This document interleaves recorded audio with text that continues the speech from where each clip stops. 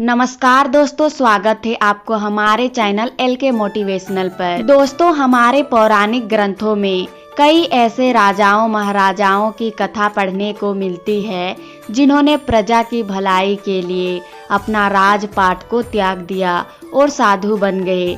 लेकिन आज मैं आपको एक ऐसे राजा की कथा बताने जा रही हूँ जिन्होंने पत्नी से मिले धोखे के कारण अपना राजपाट त्याग दिया और वैरागी का जीवन धारण कर लिया। राजा भृतहरि की कथा। उज्जैनी शहर के परम प्रतापी राजा हुए थे विक्रमादित्य। विक्रमादित्य के पिता महाराज गंधर्व सेन थे और उनकी 2 पत्नियां थीं।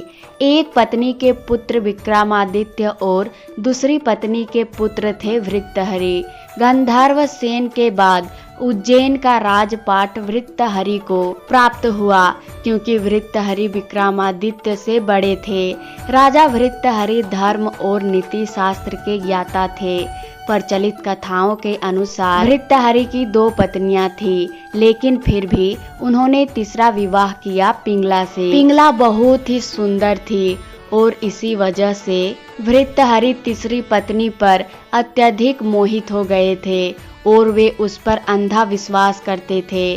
राजा पत्नी मोह में अपने कर्तव्यों को भी भूल गए थे। उस समय उज्जैन में एक तपस्वी गुरु गोरखनाथ का आगमन हुआ। गोरखनाथ राजा के दरबार में पहुँचे। भृतहरि ने गोरखनाथ जी का उचित आदर सत्कार किया। इससे तपस्वी गुरु अति प्रसन्न हुए। प्रसन्न होकर गुरु गोरखनाथ ने राजा को एक फल दिया और कहा कि यह खाने से वह सदैव जवान बने रहेंगे, कभी बुढ़ापा नहीं आएगा, सदैव सुंदरता बनी रहेगी। यह चमत्कारी फल देकर गुरु गोरखनाथ वहां से चले गए। राजा ने फल लेकर सोचा कि उन्हें जवानी और सुंदरता की क्या आवश्यकता है। चूंकि राजा अपनी तीसरी पत्नी पर अत्यधिक मोहित थे, अतः उन्होंने सोचा कि यदि यह फल पिंगला खा लेगी तो वह सदैव सुंदर और जवान बनी रहेगी। यह सोचकर राजा ने पिंगला को वह फल दे दिया। रानी पिंगला भृतहरि पर नहीं बल्कि उसके राज के कोतवाल पर मोहित थे। यह बात राजा नहीं जानते थे। जब राजा ने वह चमत्कारी फल रानी को दिया तो रानी ने सोचा कि यह फल यदि कोतवाल खाएगा तो वह लंबे समय तक उसकी इच्छाओं को पूर्ति करता रहेगा। रानी ने यह सोचकर चमत्कारी फल कोतवाल को दे दिया। वह कोतवाल एक वेश्या से प्रेम करता था और उसने चमत्कारी फल उसे दे दिया ताकि वेश्या सदैव जवान और सुंदर बनी रहे। वेश्या ने फल पाकर सोचा कि यदि वह जवान और सुंदर बनी रहेगी तो उसे यह गंदा काम हमेशा करना पड़ेगा। नरक समान जीवन से मुक्ति नहीं मिलेगी। इस फल की सबसे ज्यादा जरूरत हमारे राजा को है। राजा हमेशा जवान रहेंगे तो लंबे समय तक प्रजा को सभी सुख सुविधाएं देते रहेंगे। यह सोचकर उसने चमत्कारी फल राजा को दे दिया। राजा वह फल देखकर आश्चर्यचकित हो गए। राजा ने वेश्या से पूछा कि यह फल उसे कहाँ से प्राप्त हुआ। वेश्या ने बताया कि यह फल उसे कोतवाल ने दिया है। भृतहरि ने तुरंत कोतवाल को बुलवा लिया। सख्ती से पूछने पर कोतवाल ने बताया कि यह फल उसे रानी पिंगला ने दिया है। जब भृतहरि को पूरी सच्चाई मालूम हुई तो वह समझ गया कि पिंगला उसे धोखा दे रही है। पत्नी के धोखे से भृतहरि के मन में वैराग्य जाग गया और वे अपना संपूर्ण राज्य विक्रमादित्य को सौंपकर उज्जैन की एक गुफा में आ गए। इसी गुफा में भृतहरि ने 12 वर्षों तक कड़ी तपस्या की थी। राजा भृतहरि की कठोर तपस्या से देवराज इंद्र भयभीत हो गए। इंद्र ने सोचा कि भृतहरि वरदान पाकर स्वर्ग पर आक्रमण करेंगे। यह सोचकर इंद्र ने भृतहरि पर एक विशाल पत्थर गिरा दिया। तपस्या में बैठे भृतहरि ने उस पत्थर को एक हाथ से रोक लिया और तपस्या में बैठे रहे। इसी प्रकार कई वर्षों तक तपस्या करने से उस पत्थर पर भृत्यहरि के पंजों का निशान बन गया। यह निशान आज भी भृत्यहरि की गुफा में राजा की प्रतिमा के ऊपर वाले पत्थर पर दिखाई देता है। यह पंजे का निशान काफी बड़ा है, जिसे देखकर सहज ही अंदाजा लगाया जा सकता है कि राजा भृत्यहरि के कद काठी कितनी विशालकाय रही होगी। उज्जैन के राजा भृत्यहरि के पास 365 पाक शास्त्री यानी रसोइये थे, जो राजा और उसके परिवार और अतिथियों के लिए भोजन बनाने के लिए एक रसोई को वर्ष में केवल एक ही बार भोजन बनाने का मौका मिलता था। लेकिन इस दौरान भृत्यहरि जब गुरु गोरखनाथ जी के चरणों में चले गए तो भिक्षा मांगकर खाने लगे थे। एक बार गुरु गोरखनाथ जी ने अपने शिष्यों से कहा, देखो, राजा होकर भी इसने काम, क्रोध, लोभ तथा अहंकार को जीत लिया है और दृढ़ निश्चयी है। शिष्यों ने कहा, गुरुजी, ये तो राजधिकार है। इनके यहाँ 365 तो बावर्ची रहते थे। ऐसे भोग विलास के वातावरण से आए हुए राजा और कैसे काम क्रोध रहित हो गए। गुरु गोरखनाथ जी ने राजा भृत्यहरि से कहा, भृत्यहरि, जाओ भंडारे के लिए जंगल से लकड़ियाँ ले आओ। राजा भृत्यहरि नंगे पैर जंगल से लकड़ियाँ एकत्रित करके सिर पर बोझ उठाकर ला रहे थे। तब गुरु गोरखनाथ जी ने दूसरे शिष्यों से कहा, जाओ उसको ऐसा धक्का मारो कि बोझ नीचे गिर जाए। गुरु की आज्ञा सुनकर वे चले गए और ऐसा धक्का मारा कि बोझ नीचे गिर गया और भृत्यहरि गिर गए। भृत्यहरि ने बोझ उठाया, लेकिन न चेहरे पर सिकन, न आंखों में आग, न होंठ फकड़े। गुरुजी ने चेलों से कहा, देखो, क्रोध को जीत लिया। शिष्य बोले, गुरुजी, अभी तो और भी परीक्षा लेनी बाकी है। थोड़ा सा आगे जाते ही गुरुजी ने योग शक्ति से एक महल रच दिया। गोरखनाथ जी भृत्यहरि को महल दिखा रहे थे।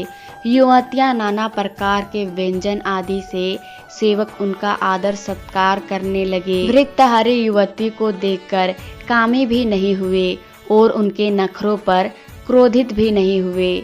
चलते ही गए। गोरखनाथ जी ने शिष्यों को कहा, अब तो तुम लोगों को विश्वास हो ही गया होगा कि भृत्यहरि ने काम, क्रोध, लोभ आदि को जीत लिया है। शिष्यों ने कहा, गुरुदेव, एक परीक्षा और लीजिए। गोरखनाथ जी ने कहा, अच्छा, भृत्यहरि हमारा शिष्य बनने के लिए परीक्षा से गुजरना पड़ता है। जाओ, तुमको 1 महीना मरुभूमि में नंगे पैर पैदल यात्रा करनी होगी। भृत्यहरि अपने निर्दिष्ट मार्ग पर चल पड़े। पहाड़ी इलाके लांघते लांघते राजस्थान की मरुभूमि में पहुँचे। धधकती बालू, कड़ाके की धूप, मरुभूमि में पैर रखो तो बस जल जाए। 1 दिन, 2 दिन या करते करते 6 दिन बीत गए। 7वें दिन गुरु गोरखनाथ जी अदृश्य शक्ति से अपने प्रिय चेलों को भी साथ लेकर वहां पहुँचे। गोरखनाथ जी बोले, देखो, यह भृत्यहरि जा रहा है। मैं अभी योग बल से वृक्ष खड़ा कर देता हूँ। वृक्ष की छाया में भी नहीं बैठेगा। अचानक वृक्ष खड़ा कर दिया। चलते चलते भृत्यहरि का पैर वृक्ष की छाया पर आ गया तो ऐसे उछल पड़े मानो अंगारों पर पैर पड़ गया हो। मरुभूमि में वृक्ष कैसे आ गया? छाया वाले वृक्ष के नीचे पैर कैसे आ गया? गुरु जी की आज्ञा थी मरुभूमि में यात्रा करने की। कूदकर दूर हट गए। गुरुजी प्रसन्न हो गए कि देखो कैसे गुरु की आज्ञा मानता है। जिसने कभी पैर गलीचे से नीचे नहीं रखा, वह मरुभूमि में चलते चलते पेड़ की छाया का स्पर्श होने से अंगारे जैसा एहसास करता है। गोरखनाथ जी दिल में चेले की दृढ़ता पर बड़े खुश हुए, लेकिन और शिष्यों के मन में ईर्ष्या थी। शिष्य बोले, गुरुजी, यह तो ठीक है, लेकिन अभी तो परीक्षा पूरी नहीं हुई। गोरखनाथ जी भृत्यहरि से मिले और बोले, जरा छाया का उपयोग कर लो। भृत्यहरि बोले, नहीं, मेरे गुरुजी की आज्ञा है कि नंगे पैर मरुभूमि में चलूं। गोरखनाथ जी सोचे, अच्छा कितना चलते हो देखते हैं। थोड़ा आगे गए तो गोरखनाथ जी ने योग बल से कांटे पैदा कर दिए। ऐसी कटेली झाड़ियों की कंथा अर्थात फटे पुराने कपड़ों को जोड़कर बनाया हुआ वस्त्र फट गया। पैरों में सूल चुभने लगे। फिर भी वृत्तहरि आह तक नहीं की। वृत्तहरि तो और अंतर्मुख हो गए। यह सपना है, गुरुजी ने जो आदेश दिया है वही तपस्या है। यह भी गुरुजी की कृपा है।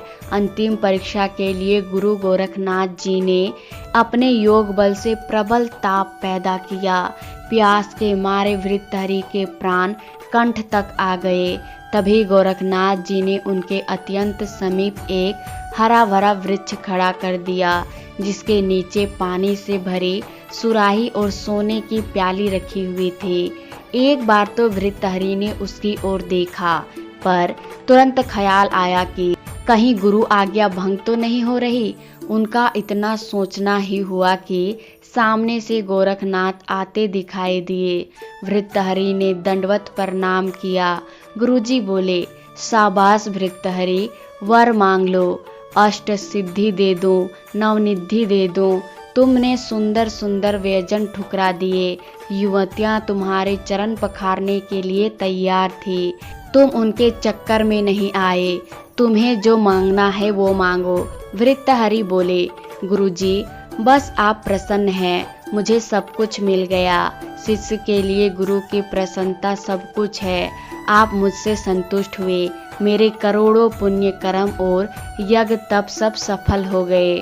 गोरखनाथ जी बोले, नहीं वृत्तहरि, अनादर मत करो। तुम्हें कुछ न कुछ तो लेना ही पड़ेगा, कुछ न कुछ तो मांगना ही पड़ेगा। इतने में रेती में एक चमचमाती हुई सुई दिखाई दी। उसने उठाकर वृत्तहरि बोले, गुरुजी कंठा फट गया है, सुई में यह धागा पिरो दीजिए ताकि मैं अपना कंठा सी लूं। गोरखनाथ जी और खुश हुए। हद हो गई, कितना निरपेक्ष है। अष्ट सिद्धि नवनिधियां कुछ नहीं चाहिए। मैंने कहा कुछ मांगो तो बोलता है कि सुई में जरा धागा डाल दीजिए। गुरु का वचन रख लिया, कोई अपेक्षा नहीं। वृत्तहरि तुम धन्य हो। कहाँ उज्जैनी का सम्राट नंगे पैर मरुभूमि में 1 महीना भी नहीं होने दिया। 7-8 दिन में ही परीक्षा से उत्तीर्ण हो गए। आशा करती हूँ दोस्तों आपको ये कहानी पसंद आई होगी। पसंद आई तो वीडियो को लाइक शेयर सब्सक्राइब जरूर कर देना। मिलते हैं अगली वीडियो में।